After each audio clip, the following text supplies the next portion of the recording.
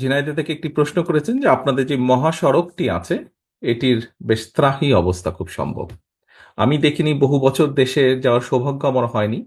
তবে এর ভিতরে বিভিন্ন নেতা কর্মী সহ বিভিন্ন মানুষের সাথে যখন কথা হয়েছে, শুধু ঝিনাইদহ মহাসড়ক নয়, খুব সম্ভবত বাংলাদেশের বহু মহাসড়কগুলোরই বেশ ত্রাহি অবস্থা। দু তিন দিন আগে একজন একজন মানুষের সাথে কথা বলছিলাম। উনি ঢাকা থেকে এসেছেন কয়েকদিন আগে। ঢাকা শহরে, ওই যে নিউজে যখন দেখি ঢাকা শহরের বিভিন্ন বিষয় নিয়ে আলাপ করছিলাম, তখন বললেন ঢাকা খোদ রাজধানীতেও বিভিন্ন সড়ক ভাঙাচোরা তাহি অবস্থা। দেখুন, আহ এটি শুধু ঝিনাইদহের বিষয় না, এটি সমগ্র বাংলাদেশের বিষয়, মানুষের চলাচলের বিষয়। আমাদের যে 31 দফা, আমরা বিএনপি সহ সকল গণতান্ত্রিক রাজনৈতিক দলগুলো একত্রিত হয়ে যে 31 দফা আমরা উপস্থাপন করেছি, এখানে একটি কথা লেখা আছে, রাষ্ট্র কাঠামো মেরামত। রাষ্ট্র কাঠামো মেরামত প্রথমেই লেখা আছে, আপনারা পেয়েছেন প্রত্যেকে এই বইটি।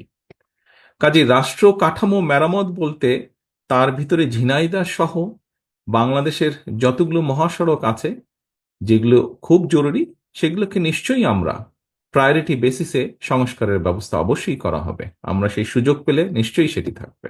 ধন্যবাদ।